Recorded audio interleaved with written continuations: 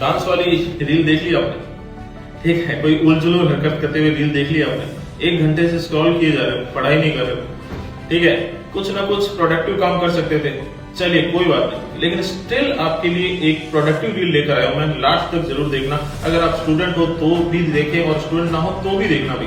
Let's start the series on Indian constitution, जिस पर हम सभी प्राउड करते हैं। तो क्या इंडियन कॉन्स्टिट्यूशन पर एक रील हम देख नहीं सकते? Myself Dr. Imran Khan, I welcome you all on Civil Preparation Bikaner और let's start the journey on Indian Constitution। इस सीरीज के लास्ट तक आपको एक चीज समझ में आ जाएगी, अगर इस बंदे के साथ जुड़े रहे तो इंडियन कॉन्स्टिट्यूशन और कॉन्स्टिट्यूशन को की जो बारीकियां हैं, ठीक है, जो अपने कहते हैं ना कंसेप्ट है, वो हम बहुत ही सिंपल वे में समझने वाले हैं। सबसे पहले बात करते हैं कॉन्स्टिट्यूशन की कि कॉन्स्टिट्यूशन क्या होता है। तो आपने एक बेसिक डेफिनेशन कॉन्स्टिट्यूशन की देखी होगी, पूरी डेफिनेशन की बात ही नहीं कर रहा, मैं पहली लाइन की बात कर रहा हूँ। Constitution is in document form और sets of document।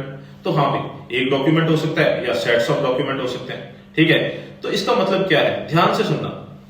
अगर कॉन्स्टिट्यूशन सेट्स ऑफ डॉक्यूमेंट है, अलग अलग डॉक्यूमेंट्स में डिवाइडेड है, ठीक है, एक सिंगल डॉक्यूमेंट में कंपाइल नहीं है, एक बुक फॉर्म में कंपाइल नहीं है, तो इसका मतलब है वो अनरिटन कॉन्स्टिट्यूशन है, जिसकी शुरुआत होती है 1215 में, जब कुछ जमींदार जो है वो इंग्लैंड के राजा किंग जॉन के पास गए और कहा यार हम आपको इतना सपोर्ट करते हैं तो हमें रिटर्न फॉर्म में राइट्स दो, आप रिटर्न फॉर्म में देना, लेकिन क्योंकि उसकी वैल्यू होती है। किंग जॉन ने कहा ठीक है, राइट, उन्होंने चार्टर ऑफ राइट्स पर साइन कर दिए। यहीं से मॉडर्न डे कॉन्स्टिट्यूशन की शुरुआत होती है, ठीक है भाई, charter of rights signed by king John in 1215।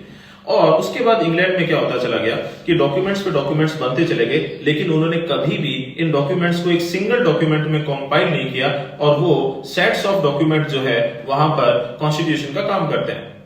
America 1787 में अमेरिका ने कहा यार मैं भी अपना एक कॉन्स्टिट्यूशन बनाऊंगा, तो उन्होंने देखा ब्रिटेन वालों ने कॉन्स्टिट्यूशन बनाया हुआ है, लेकिन उनको लगा यार बड़ी अनप्रैक्टिकल चीज है कि हमें अगर जुडिशरी के बारे में देखना है तो एक अलग डॉक्यूमेंट उठाओ, लेजिस्लेशन के बारे में देखना है तो अलग डॉक्यूमेंट उठाओ, तो क्यों ना हम इन सभी डॉक्यूमेंट्स को एक कंपाइल कर दें, एक कंपाइल फॉर्म में लेकर आ जाए।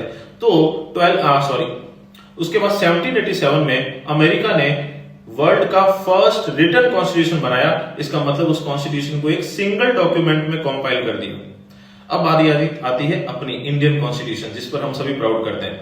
जब इंडियन कॉन्स्टिट्यूशन बनाया गया तब तक दुनिया में ऑलमोस्ट सारे कॉन्स्टिट्यूशन बन चुके थे, मतलब सभी देशों में कॉन्स्टिट्यूशन बन चुके थे।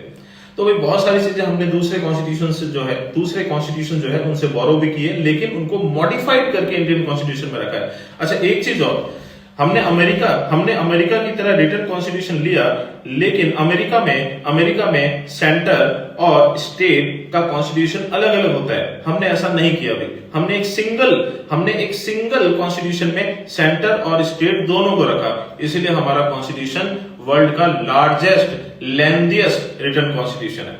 तो कहीं ना कहीं आपके दिमाग में ये बात एकदम घुस चुकी है, एकदम घर कर चुकी है, एकदम कंसेप्ट क्लियर है आपका कि अगर किसी कॉन्स्टिट्यूशन को अलग अलग डॉक्यूमेंट्स में रखोगे तो वो अनरिटन है, जो इंग्लैंड का कॉन्स्टिट्यूशन है, ठीक है, 1215 वाला।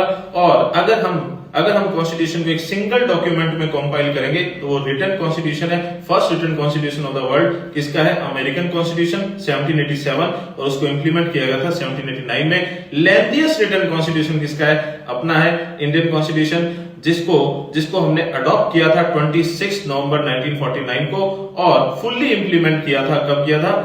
कमिंसमेंट कब हुआ था? 26 जनवरी 1950 को। Thank you so much.